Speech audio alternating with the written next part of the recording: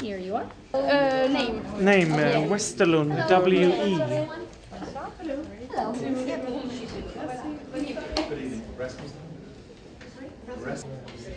There you are. Thank you. Thank you.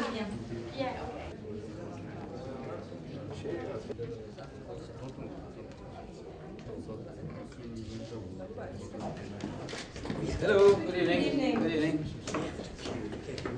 Ja. Glaasje water is er kwam. Bezocht.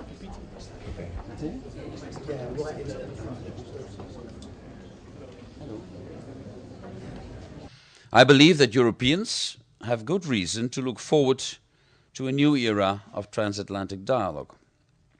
But dialogue means that when Washington calls, Europe should have a unified answer backed up with the resources to match. Let me put it more bluntly.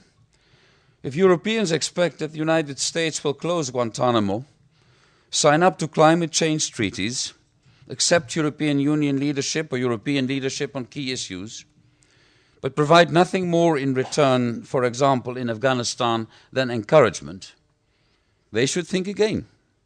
It simply will not work like that. Because the problems we face today have not magically gone away. The world is not suddenly more peaceful. Nor can President Obama wave a magic wand and make it all better.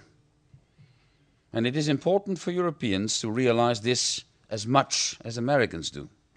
Transatlantic action alone may no longer always be sufficient, but it certainly remains necessary. What does that mean? It means sharing analysis, developing a plan of common action, and let me stress this point, actually stamping up the resources to carry it out. I'm not sure President Obama has a copyright on the term change, so let me set out a few areas of change that I feel NATO must embrace, some immediate, some looking more to the future. The first relates to Afghanistan. Of course, I welcome the intention, very much so, by the United States to send more troops to the mission. It will help us to hold, where we couldn't until now, block off infiltration and let development take root. But I cannot accept that the United States has to do all of the extra heavy lifting. Europe too has to step up with more forces, and where that is not forthcoming, then with substantially more on the civilian side. For the political balance and for the sustainability of this mission, this has to be a true team effort. Ladies and gentlemen, the second major change and the area of change we need is in our relationship with Russia. We and Russia need to find our way to a new, more trusting and more rewarding relationship. Ladies and gentlemen, at a time where the whole world is facing economic hardship, calling for more resources for security might seem, or perhaps is, swimming upstream. But it remains true that security is the foundation for economic confidence. Especially in times of crisis, we cannot afford to forget the fundamentals. But we can certainly be more efficient in how we do business, which is why I believe that a strong, effective European Union is in the interest of NATO and the United States. And as America remains prepared to lead, it will not be able to lead alone. Europe should be both willing and able to be the partner that the new American administration is looking for, including in the field of security and defense. NATO and the European Union meet each other and will go on meeting each other in the hope that a solution can be found at a certain stage, because institutionalizing this relationship at the moment has been proven too difficult, I must say. And I'm sad that at the end of my mandate as Secretary General, I've not been able to bring this relationship more forward than on the pragmatic basis. And I hope that after the end of July, my successor could have a fresh look, and the European Union could have a fresh look, NATO could have a fresh look, to see how we can bring the parties together. Because I do think that NATO and the European Union really need as close a strategic partnership as is possible. After all, we share 21 allies as we speak.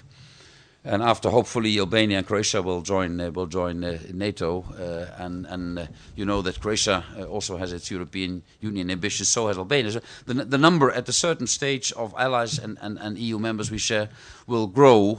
So I sincerely hope that this relationship will mature, also on the institutional side.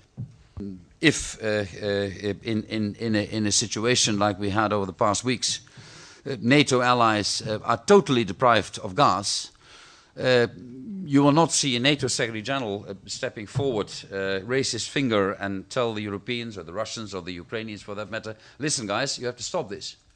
We have other international organizations, other people to do this, and certainly not a NATO Secretary General, a European Union presidency rather, or others.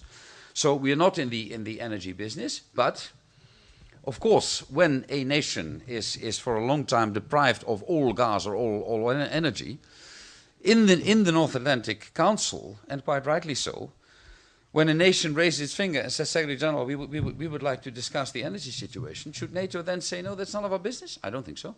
Although you'll not see us in the forefront in the energy business, because we are not in the energy business, we are in the security business. And I say again, we usually use the word energy security, and that's our business.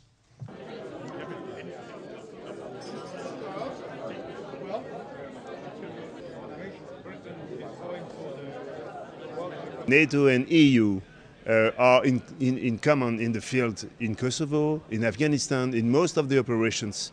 The two bodies are working together, but they must work on a better way. 21 members of 21 European nations are members of both organizations, and the European weight in NATO is increasing, so there is a need to work better and to work more properly, surely.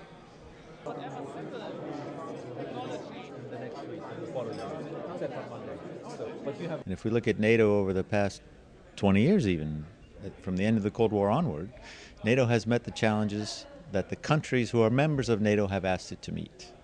Been extremely successful in the Balkans, in Bosnia, Kosovo. We've done missions far afield, increased capabilities through various initiatives, established a NATO response force, and took over the mission in Afghanistan, which is another mission that needs to be done and someone needs to do it. The good news is that there are many, many countries out there that want to join NATO. Nobody wants to leave NATO. Everybody wants to join NATO, which to me says that there's something magical about what the alliance and the European Union, for that matter, bring to the table. So I think that it probably is divisive, but all of us that are in NATO, all of us that are in the European Union are democratic societies, and debate is good. And at the end of the day, you hope that the collective wisdom of these democracies will make the right decision. And quite frankly, I think we will see Georgia and Ukraine someday join not only NATO, but perhaps even the European Union.